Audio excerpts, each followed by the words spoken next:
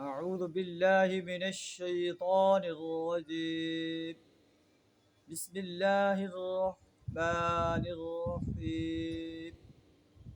قل هو الله أحد الله الصمد لم يلد ولم يولد ولم يكن له كفوا أحد.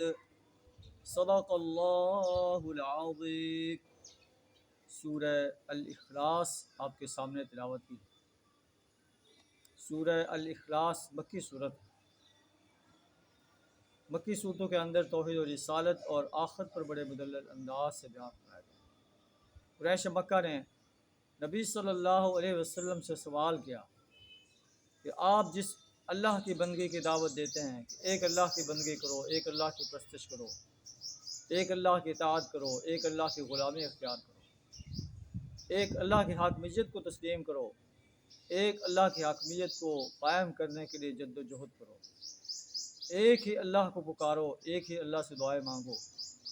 تو اس اللہ کا تعارف تو بیان کریں کہ وہ اللہ ہے کیا.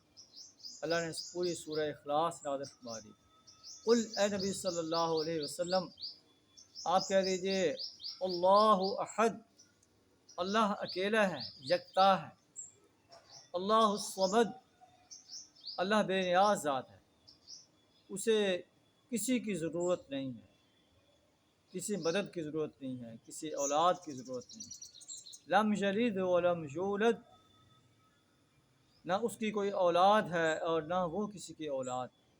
ولم یکن لہ کفوا احد، اور نہ اس کا کوئی ہمسر ہے، کوئی برابری کرنے والا ہے.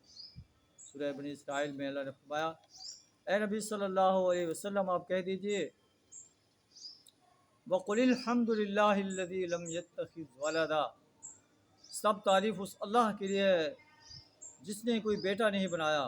وَلَمْ يَكُنْ لَهُ شَرِيكٌ فِي الْمُلْكِ، جس کی بادشاہی میں کوئی شریک نہیں.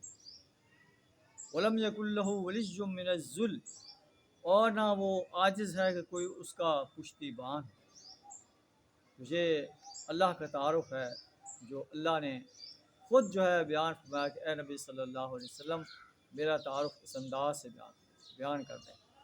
اللہ سے دعا ہے ہمیں اپنی وحدانیت پر پختہ یقین رکھنے کی توفیق عطا فرمائے، شرک کفر اور نفاق سے اپنی پناہ عطا فرمائے. وآخر دعوانا الحمد للہ رب